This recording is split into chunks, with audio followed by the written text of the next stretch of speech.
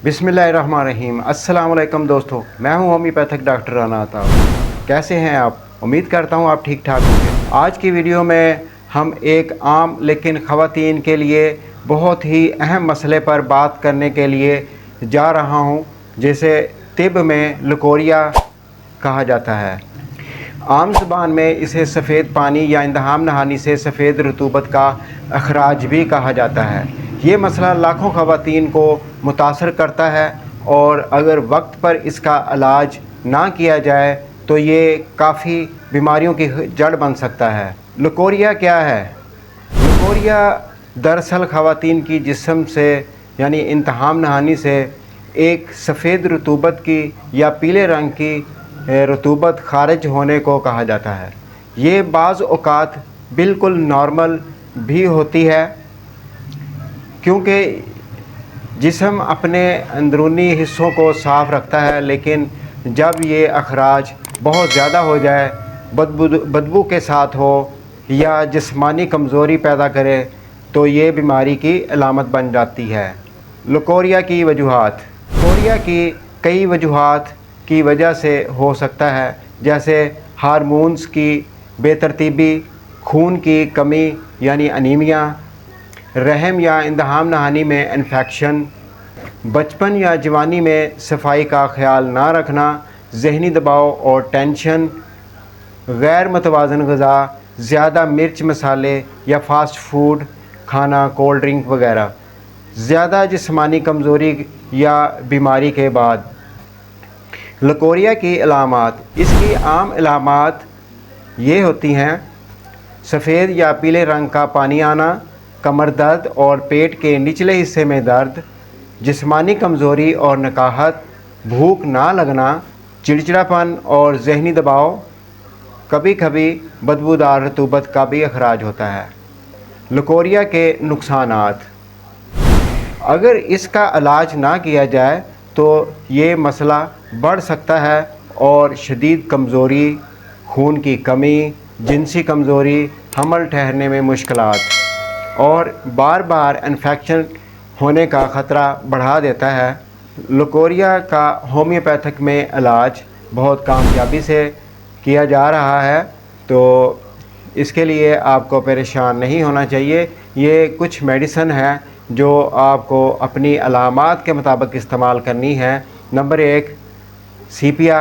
अक्सर सफ़ेद पानी इंतहाम नहानी से दिन भर लगातार आता रहता हो, कमर में दर्द हो और मरीज़ा हर वक्त थकन महसूस करती हो और सुस्ती बहुत ज़्यादा होती हो और गालों पर भूरे रंग के निशान नज़र आएँ, तो सीपिया 30 के आपने 7-7 कतरे सुबह दोपहर शाम दिन में 3 बार आधे कप पानी में इस्तेमाल करने से आपकी ये अलामात कुछ ही दिनों में बिल्कुल ठीक हो जाएगी।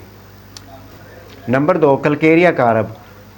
अगर लकोरिया गाढ़ा दूध जैसा हो, मरीज़ा का जिस्म मोटा ताज़ा हो और ज़्यादा पसीना आए और लकोरिया दिन रात होता हो और तेज़ाबी होता हो, तो कलकेरिया कारब 30 के आपने 7-7 कतरे दिन में 3 बार आधे कप पानी में इस्तेमाल करने हैं। इसका बाकायदा इस्तेमाल करने से आपके लकोरिया की ये अलामात बिल्कुल ठीक हो जाएंगी। Number 3, borax. अगर रतूबत के साथ साथ ख़ारिश और जलन हो, ख़ास तौर पर नौजवान लड़कियों में ज़्यादा फ़ायदा देती है। बोरेक्स की ख़ास अलामत यह है कि जब लकोरिया बह रहा हो तो इसके ऐसे महसूस होता है कि जैसे गर्म पानी ख़ारिज हो रहा है। बोरेक्स 30 के आपने 7-7 कतरे दिन में 3 बार आधे कप पानी में इस्तेमाल करने हैं, तो ये अलामात आपकी बिल्कुल ठीक हो जाएगी। नंबर 4, एलोमीना। अगर पानी बहुत ज़्यादा पतला हो और दिन रात बहता हो, लकोरिया ज़्यादातर दिन में बहता है और मिकदार में बहुत ज़्यादा बहकर टखनों तक चला जाता है, तो एलोमीना 30 के आपने 7-7 कतरे दिन में 3 बार इस्तेमाल करने हैं आधे कप पानी में, तो इसका बाकायदा इस्तेमाल करने से आपकी इन अलामात को ये मेडिसिन बिल्कुल ठीक कर देगी। क्रियाजोटम। अगर रतूबत बदबूदार हो और इंतहाम नहानी में जलन हो تو کریازول 30 کے آپ نے 7 قطرے دن میں 3 بار آدھے کپ پانی میں استعمال کرنے ہیں۔ Number 6، arsenic album. یہ ان خواتین کے لیے ہے جو بہت زیادہ کمزور اور ناتواں ہو، ان کے لکوریا میں بہت کام آتی ہے، اور رات کے وقت بے چینی اور تشویش ہو تو آرسینک ایلبم کے آپ نے 7 قطرے دن میں 3 بار آدھے کپ پانی میں استعمال کرنے ہیں، تو آپ کی یہ علامات بالکل ٹھیک ہو جائے گی۔ یاد رکھیں، کوئی بھی ہومیوپیتھک کی میڈیسن ہو اس کو ماہر ڈاکٹر کے مشورے کے بغیر استعمال نہ کریں۔ لکوریا کے لیے احتیاطی تدابیر: ہمیشہ صفائی کا خاص خیال رکھیں، زیادہ مرچ مسالے اور بازاری کھانوں سے پرہیز کریں، یعنی کہ فاسٹ فوڈ اور کولڈ ڈرنک کا استعمال نہ کریں۔